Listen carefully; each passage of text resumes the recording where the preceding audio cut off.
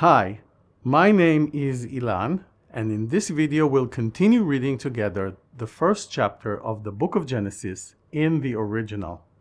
You need absolutely no previous knowledge of Hebrew. This channel is specifically designed to make the authentic text more accessible to non-speakers. Hopefully, it will help to bridge the gap that inherently exists between the original and the translation. In the process, you might find some new insights that can be gained only when reading the Hebrew. One quick thing before we start, this channel is not about theology, neither Jewish, Christian, or otherwise. This second verse of the Bible is quite long. It contains 2 separate sentences and not less than 14 words. To keep this video as short as possible, this probably warrants making it into a 2-part series. So today we will only focus on the first sentence in Genesis 1:2. Let's dive right into the first part of the second verse of the Bible. Here it is. If you've watched my video about Genesis 1:1, you might recall that Hebrew is read from right to left. So the original text is as follows: והארץ הייתה תוהו ובוהו וחושך על פני תהום. Let's now walk through each of the Hebrew words in this sentence. At the very beginning, we have והארץ. The first letter is vav, and as mentioned in the last video, it is a prefix equivalent to and in English, but other than that, haaretz is exactly the same as the last word in the previous verse.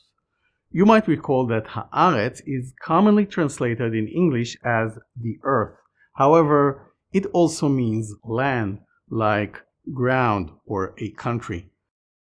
There is a whole discussion about this in my previous video. The second word is hayta. This is the verb of the sentence. It is equivalent to was in English. Just like all other verbs in Hebrew, hayta is conjugated and gendered. So in this case, hayta is in the third person, singular, past, and feminine. This is because the subject, haaretz, is a feminine noun. Interestingly, this reference to the land and the earth as feminine can also be found in English, like Mother Earth and Motherland, or the goddess Gaia in Greek mythology. There are other examples from around the world. However, note that in Hebrew, all nouns are gendered, and shoes, doors, cars, keyboards, and pita bread are also feminine. Soil is feminine, and so is country or land, but planet Earth is masculine. Accordingly, I'm not sure how significant it is that haaretz is female. Moving on to the next 2 words in Hebrew, it is tohu VaVohoo. We'll talk about them together because they are actually a single chunk. Right off the bat, you can feel the musical quality of this expression. Tohu VaVohoo. It's like rhyming and rolling in the mouth, which is obviously lacking in the translation. In virtually all English versions, Tohu VaVohoo is without form and void, or something similar. But is it the best translation or anywhere near what it should be? Well, the short answer is we don't really know, even after reading the Hebrew. Tohu VaVohoo is quite rare in the Bible, so it's hard to infer the exact meaning. What I'm going to do is simply show you the evidence, and you'll be able to come up with your own interpretation. Tohu VaVohoo appears only 3 times in the whole Hebrew text. Here in Genesis, in Jeremiah, and in Isaiah. Both Jeremiah and Isaiah use this expression in prophecies of ruin and destruction. Jeremiah even goes so far as to speak about the creation, only in reverse order. But for that exact reason, this source doesn't help us much. The other place is Isaiah 34:11. Can you spot the two words in this verse? Well, they are right here, placed a bit apart from each other in this case. To put things in context, Isaiah talks about the kingdom of Edom or Edom and how God will burn down their capital. One of the punishments to the city is that after being destroyed, it would be reclaimed by a whole host of animals. The end part of the verse says, according to the King James Version, "He shall stretch out upon it the line of confusion and the stones of emptiness." Based on Isaiah, since those are the exact same words as in Genesis 1:2, was the land before its creation full of confusion and emptiness? Other translations use words like chaos, desolation, destruction, a barren waste, wasteland, and more. I have to say that even as an educated Hebrew speaker, the precise meaning of Tohoo VaVohoo in Isaiah is difficult to pin down, and as far as I could find, it's the same for scholars. What strikes me though is that Tohoo VaVohoo apparently can refer to both the primeval world and also to a ruined city that can serve as a habitat for several species of birds. This is making it even more puzzling, at least for me. There are also a bunch of other places where we can find only Tohu, which is the first word of the pair. The prophet Isaiah was especially fond of it, with 11 out of 19 appearances in the Bible. But again, it can mean different things in each of those instances, similarly to the translation options already mentioned. And for that exact reason, this is the first place in the Bible where translators were really forced to make a serious call, as early as the second verse of the whole long book. You see, readers are able to have their own quick take on the fly and just move on. Translators, on the other hand, don't have that privilege. They have no other choice but to supply the reader with a specific word or expression, and thus implicitly give an interpretation. Whatever is the right meaning, we in Israel are overwhelmingly in the camp of understanding Tohu VaVohoo as chaos, or in day-to-day language, a mess. For example, hearing a strange sound coming from the bedroom, upon entry her initial response might be, "Eize Tohu VaVohoo, what a mess." Chaos, without form and void, or something else entirely, I can't give you an answer. Whatever it might be, the visual in my own head as a Hebrew speaker before making this video was of an endless number of particles, chaotically flying in all directions. Next up, the word is Khoshekh. Khoshekh is simply darkness or dark as a noun. Very straightforward. So we Israelis might ask, Lama at yoshevet b'choshech? Why are you sitting in the dark? The first letter in the word is Chet, which is the 8th letter of the Hebrew alphabet, in the same spot as the letter H in English. And in fact, Chet has actually been often transliterated using H. For example, the city of Hebron is called in English Hebron. Do you see the Het and the H? Anyway, as you've probably heard already, I pronounce Het similarly to the letter J in Spanish, or maybe G in Dutch. However, this pronunciation is not the original one. It evolved to be like that due to the influence of Yiddish on modern Hebrew. The original way of pronouncing this sound is much more guttural, from way back in the throat. Ho. I know, it's so difficult to make this sound, even for many native Hebrew speakers, by the way. Let's make this sound together. Ho. Try not to make an ugly noise, but get airflow to create a warm sound deep down in the larynx. Ho. This is how the equivalent letter in Arabic is pronounced to this day, and rarely also by some Sephardic Jews. But virtually everyone in Israel just pronounces it ho, i.e. non-guttural. To recap, biblical people most probably used to pronounce this word Khoshekh.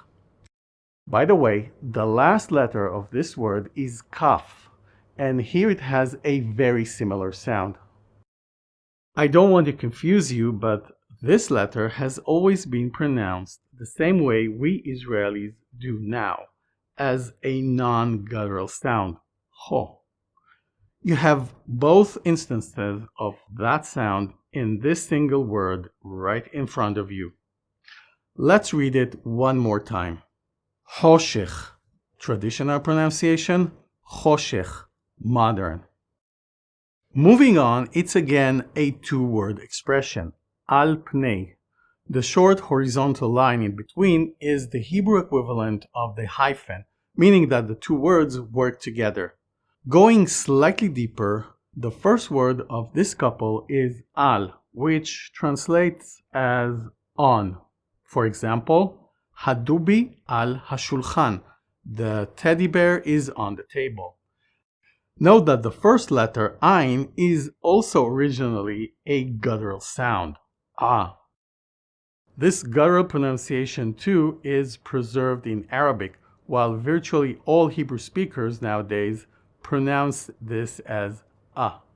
Like, for example, the letter aleph in haaretz, which has always been non-guttural. So this word was traditionally pronounced al, and today al. The other word in this expression, pnei, is a conjugated form of the word face in Hebrew, or panim. Combined, al pnei literally translates as on the face of, but often has several different idiomatic meanings that have nothing to do with any actual face. There are so many examples in the Bible where al pnei appears. In Ecclesiastes 11:1, it says, "Cast thy bread upon the water." You see, just upon, no face. Al pnei can also have other meanings. In Genesis 23:19, Abraham buries his wife Sarah in the cave of the field of Machpelah before Mamre. This is the King James Version. The words al pnei are translated in other versions to mean near, to the east of, opposite to, and more, but not upon the face of. Last example is a verse that we have already talked about in the previous video. You shall have no other gods before me.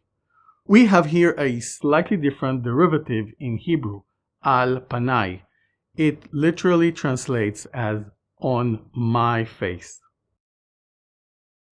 Well, I don't think anyone would translate the first commandment as you shall have no other gods on my face. My personal opinion is that upon the face of is just cumbersome compared to the short two words in Hebrew, or like taking the up in upon and making it into an important part of the sentence, which is not.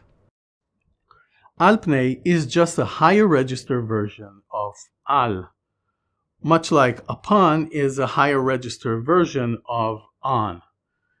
I know the face of the earth has become an integral part of the English language and is used in several common idioms. But in this case, I believe those expressions mostly come from the translation, not the actual Bible. We know that there was darkness upon something, but what was it? This leads us to the last word of the sentence, which is Tehom.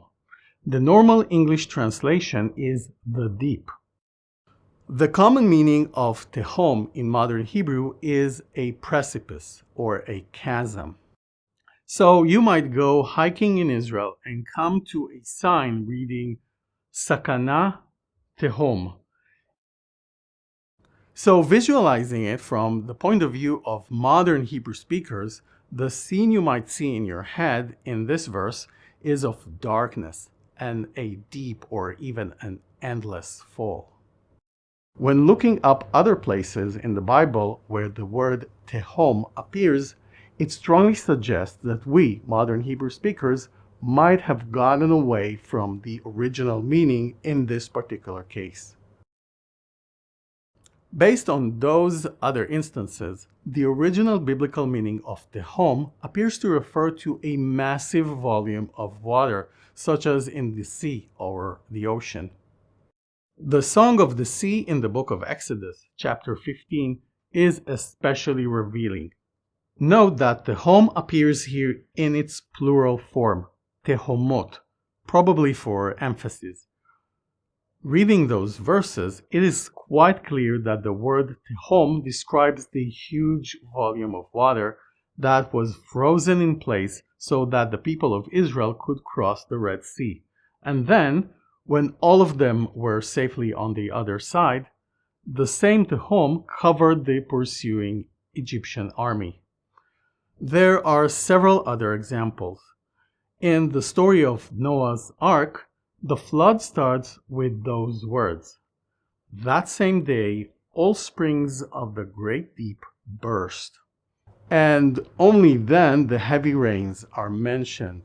So here, Tehom is basically a massive quantity of groundwater, or an aquifer, and the term in Hebrew for groundwater is indeed Mei Tehom, directly coming from the story of the deluge. The other word here is a derivative of the Hebrew word for water. Tehom in Genesis 1:2 might actually be an enormous sea that already existed, and this is echoed by the word Hamayim, or the waters, in the next sentence of this verse. So, in my view, this reinforces the hypothesis that Haaretz might not refer to the earth as a planet, but more to dry land that was in a state of chaos or didn't exist at all. Before wrapping up, note that in virtually all English translations, there are two verbs in this sentence. This second verb, next to darkness, is nowhere to be found in Hebrew. Do you remember Haita from earlier in this video? It doesn't appear again. Given that, the translation probably should be, and the land was without form and void, and darkness upon the deep. To me, this way, the verse sounds a bit more poetic. So let's read again the first sentence of Genesis 1:2 in Hebrew, and see if you can now recognize at least some of the words. והארץ הייתה תוהו ובוהו, וחושך על פני תהום. In my next video, we will read together the second sentence of the same verse, Genesis 1:2. If you would like to keep reading the Bible in the original along with me, the best way to do this is by subscribing to my channel and selecting all in the notification bell. And if you enjoyed this video or found it informative, please give it a thumbs up and write a comment below. Thank you for watching, and see you next time.